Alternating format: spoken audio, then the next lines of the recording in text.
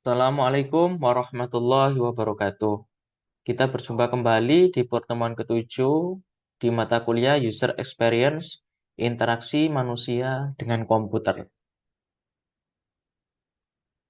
Pada pembahasan kali ini, kita akan masuk di dalam tahapan yang kelima, yaitu dengan tahapan elemen UX atau User Experience Element. Yaitu kita akan masuk di dalam pembahasan terkait dengan Surface Plane. Ya, Surface Plane dikatakan dia adalah level yang kelima di dalam tahapan elemen UX. Surface Plane merupakan elemen penting di dalam user experience yang berfokus pada elemen visual dan interaksi pertama yang dilihat oleh user ataupun pengguna. Adapun tahapan elemen UX, sekilas sebagai review kita, yang pertama kita berbicara masalah strategi plane dengan tujuan untuk menentukan apa maksud dan tujuan dan juga kebutuhan dari user kita. Scope plane itu terkait dengan fitur dan konten. Structure plane berkaitan dengan arsitektur informasi dan interaksi. Skeleton plane terkait dengan tata letak dan navigasi.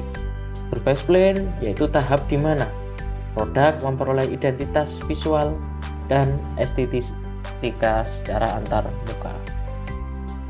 Yang menjadi pertanyaan besar di dalam surface plane ini adalah bagaimana tampilan akhir produk yang dirasakan oleh user kita. Surface plane merupakan lapisan yang terlihat dan berinteraksi secara langsung dengan pengguna, melibatkan warna, tipografi, icon, dan elemen visual lain. Kemudian, surface plane merupakan tahap visualisasi akhir dari desain antarmuka pengguna atau user interface. Adapun komponen meliputi layout, struktur penempatan elemen, kemudian ada tipografi, pemilihan huruf dan gaya, warna, skema warna untuk visualisasi, gambar dan icon sebagai pendukung konten visual. Tujuan di dalam surface plane ini adalah yang pertama menyajikan antarmuka yang menarik dan secara profesional. Kedua, meningkatkan daya tarik secara emosional suatu produk. Ketiga, memperkuat identitas merek atau branding. Keempat, memastikan terkait dengan aksesibilitas dan keterbacaan elemen visual. Kemudian yang kelima adalah meningkatkan keterlibatan pengguna di dalam sebuah sistem informasi. Surface plane membantu menciptakan kesan pertama, memandu navigasi dan memperkuat keterlibatan pengguna dengan antarmuka suatu sistem.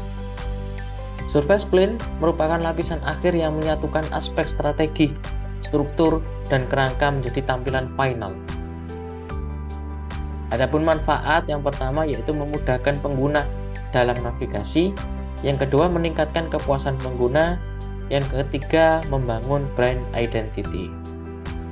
Adapun elemen utama di dalam surface plane yang pertama adalah visual design atau desain visual. Menentukan gaya visualisasi secara keseluruhan antar muka terkait dengan tema, warna, bentuk bayangan, dan art tekstur. Kemudian tipografi, pemilihan jenis huruf yang mendukung keterbacaan dan identitas.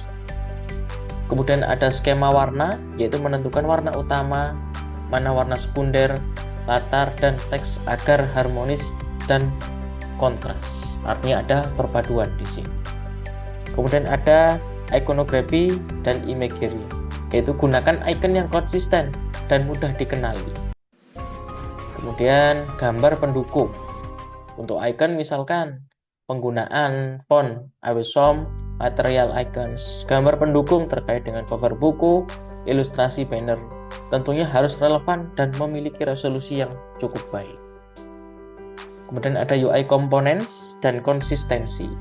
Pastikan tombol, form, kartu, dan tabel tentunya sesuai dengan konteks sistem informasi kita, menggunakan gaya yang sama di seluruh halaman agar terlihat secara konsisten. Adapun tips dan triks desain surface plane. Gunakan warna dengan tepat, pertimbangkan hierarki secara visual, konsisten dalam elemen visual. Beberapa elemen dan deskripsi mulai dari warna utama, warna sekunder, tipografi, ikonografi, layout, tombol, ilustrasi. Warna utama misalkan dideskripsikan seperti hijau toska, yaitu melambangkan keseimbangan dan ketenangan. Warna sekunder dicontohkan warna orange, memberikan kontras dan menarik perhatian pada tombol aksi. Tipografi, judul menggunakan tipe fonts Mainwater, sans, isi teks quiescent agar ringan dibaca. Ikonografi menggunakan font awesome, icon, buku, profil, home. Layout mengikuti grid 12 kolom dengan margin seragam. Tombol, sudut membulat, model border radius 8 px, bayangan lembut, animasi, model hover. Ilustrasi menggunakan gambar siswa ataupun buku untuk menambah konteks secara visual.